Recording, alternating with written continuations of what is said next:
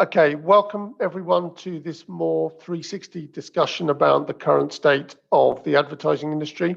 And I'm delighted to be joined by two prominent experts on either side of the Atlantic. Firstly, my partner, Esther Carter from Moore Kingston Smith, and secondly, Jen McCabe from our partner firm in Los Angeles, Armanino. Esther, maybe if we could start just by saying, what are your thoughts about whether the industry has now fully recovered from the events of 2020? Yeah, I mean, I'm not sure about completely fully recovered, but I think, when I speak to most of my clients, they're pretty happy with the pace of recovery. I don't think we're completely there, but I think we're a long way along that road. It depends what sectors you work in. I mean, clients working in the travel and tourism sectors, for example, not so happy with how recovery's going. Those specialising in live events, not so happy with how their recovery's going. But, if you've got a lot of clients in the tech sector, the online sector, the health sector, actually it's pretty much back to business as usual. And if you look at the amount of private equity investment in the sector as a whole at the minute, over half of the M&A deals done in the last year or so, were by private equity. They're pretty confident in the sector. So I think we can be confident that it's on its way. Yeah, great. And Jen, what are you seeing in Los Angeles? In the United States, I think that the amount of government aid that everybody got could be masking what's really going on in certain businesses that would not have survived without CARES Act help, PPP loans, retention credits for not letting people go. So they were paid to not let people go, which is causing a whole labor market disruption. So the labor market is so tight. I'm not sure that we're really seeing it.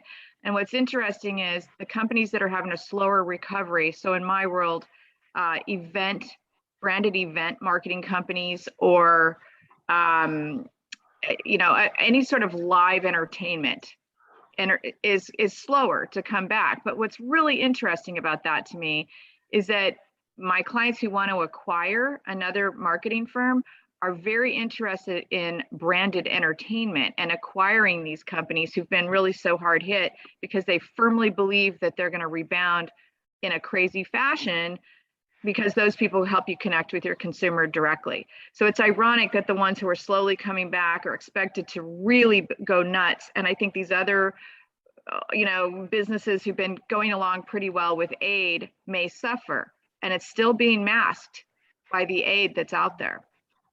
Yeah, I mean, I guess just picking up on that point, I would agree with that to a certain extent. So whilst the current performance might be quite strong, you've still got that baggage from that period where you weren't doing so good.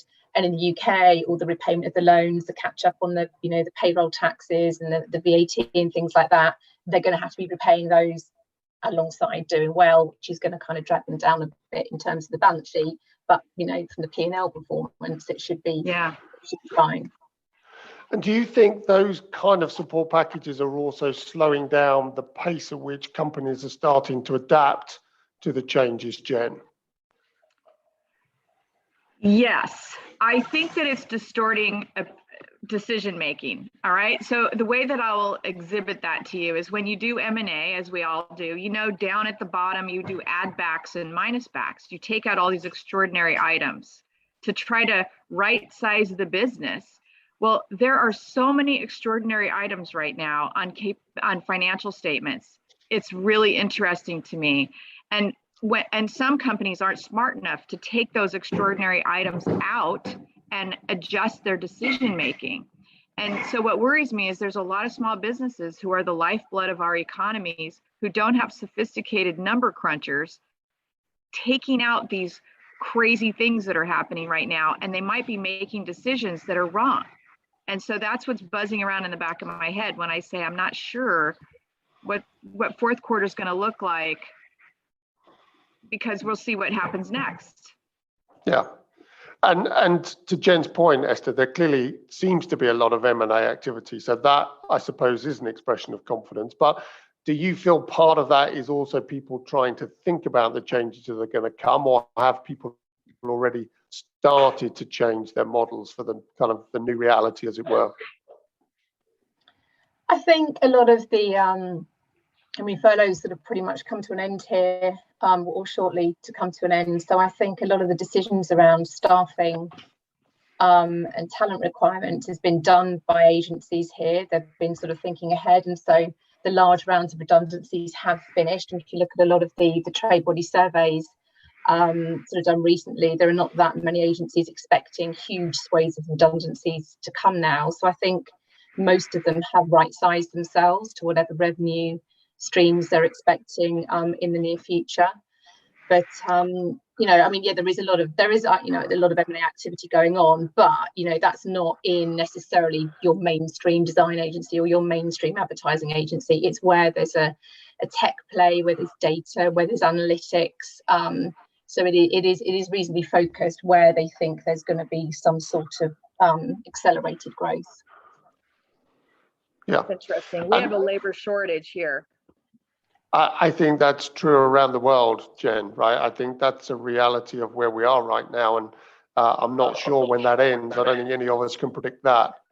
Do you also see, as well as staff, do you see a shift in how people are dealing with their offices and their premises, Jen? Yes, I'd say I have 2 conversations a week about real estate with my clients. And also brokers are calling me, real estate brokers. And what's fascinating is the cost of commercial real estate per square foot, if you're going to rent, is going up in Los Angeles in particular. So people are going to have to re-sign their leases next year when they actually want to go back to work. And those real estate guys are laying in wait because they know that by then people will really want to go back to work. They're going to need the space, and they've got to make up all the rent relief. So that was another problem. You know, it's a relief package. A lot of tenants did not pay their rent. Those landlords are going to make up for it now. And I think it's going to be really disruptive. There are a lot of people talking about hybrid. Of course, it's the hot topic. I think the pendulum swung a little bit too far to virtual offices. And next week, I'm going to talk to some people who are trying to bring more people back into the office. We don't know what this hybrid thing is going to do yet, guys. It has its drawbacks. It depends on the company. It depends on the level of staff. And so you have, what we're having here is a worry about discrimination. So if you have more junior staff, they need to be in the office. They need to learn, they need to be supervised. Well, junior staff can be from poor neighborhoods, from minority neighborhoods. They might be parents, mothers. And so if you accidentally discriminate against those people because you expect them to come in, but you don't expect your white collar, more educated people to come in, you're going to have a problem. So we're going to see a cultural change here that also impacts social issues in the workplace, not just how much square feet you take up when you sit your butt in a chair, but who are you? So, I mean, hybrid is obviously an issue in London as well. Esther, what are you seeing from your clients here? I mean, it's a real conundrum for everybody. I mean, nobody quite knows how it's going to pan out, but by and large, I would say most clients I've spoken to were targeting September, end of school holidays, as the date for trying to start getting people back to work for whatever number of days they've decided. Most have decided it's some sort of 2-3, 3-2, work from home, be in the office.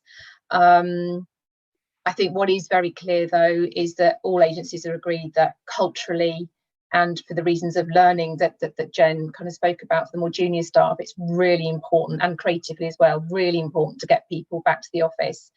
But they're really grappling with how much space they need, because are they saying that, you know, everyone's got to be in Tuesday to Thursday as core days and then do what you like after that, in which case actually you still need the same amount of space?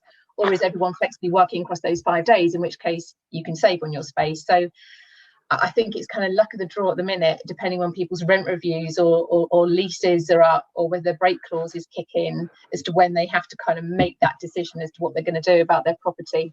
I think people are putting it off as long as they can because they just don't know how it's going to pan out. Yeah, and you guys, we're jealous. I'm jealous because, of course, you've handled COVID beautifully compared to us. So you're going back to work, Esther. You just said, generally speaking, in September. the agencies here in the United States and creative companies, tech companies, follow the lead of the big tech in Silicon Valley. Because of Delta and because we're not figuring it out yet here, the most recent announcement is big tech is not going back now until January in a lot of cases. So now everyone who had a plan to go back in September is pushing it to November. Again, hybrid 2-3-3-2.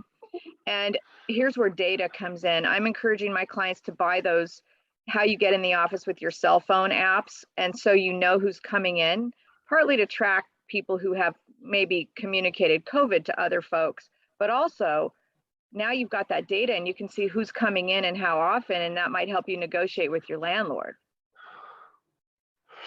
You're the first person I've heard describe the UK as having handled Brexit, having handled the COVID beautifully, right? So we'll take it, Jen. Thank you for that. Nobody's done it worse than us. So look, we'll probably wrap up just by getting both of your views on how you see financial performance around your clients for 21, and also whether they're feeling positive for 22. And just bear in mind, we may pull both of you back in 9 months' time and hold you to account against your answers. So Esther, let's start with you. I don't think 2021 will be fully back to 2019 because I think the first half won't have shown enough recovery, but I think month on month we probably are back to it. So I think the first full year will be December 22 and we have a hope of being back to 2019 levels. But, you know, as our survey tends to show, you know, after each recession, profit margins never seem to quite recover back to what they were because, you know, there was so much downward pressure on margins even before all this happened, you know, with procurement and clients wanting for more for less, and that's not going to go away either. So I think we probably won't quite get back from a margin point of view because of all those pressures colliding. But that said, you know, you speak to any agency owner, well, not any agency owner, but many agency owners, and they're generally pretty upbeat, they're generally pretty positive. And you look at all of the industry surveys that have been carried out, and they're pretty bullish. They're a generally bullish bunch, which is good. That's good. Yeah, absolutely. Jen? First of all, I refuse to be held to what I'm about to say in 9 months' time. Okay, but second, I'm a little mixed up right now. Yes, here's what I think. The agencies and the production companies and communications companies I work with who have changed and been successful at change. For example, my agencies that have been around for 15 years, a lot of them were, oh, I don't want to do any media. Yuck, media is not creative. Now they're incorporating media strategy. They're doing new revenue streams. It's funny, they've decided, oh, that's an interesting way to make money, that strategy thing. They've got new things. They seem to be bullish. They're the ones that don't have enough labor. Therefore, I'm happy for them. I think 2022 will be great for those agencies. But I have two right now I've been talking to who haven't really changed much in their formula in the last 3 years. And there are 2 layoffs that are going to happen next week, which is interesting because I thought I was done with layoffs. They're little layoffs, they're not big, but they haven't successfully changed. And then I have these branded entertainment companies, and some of them in Southern California, 2 of them they were all ready to do events in September and October, and that was their big comeback.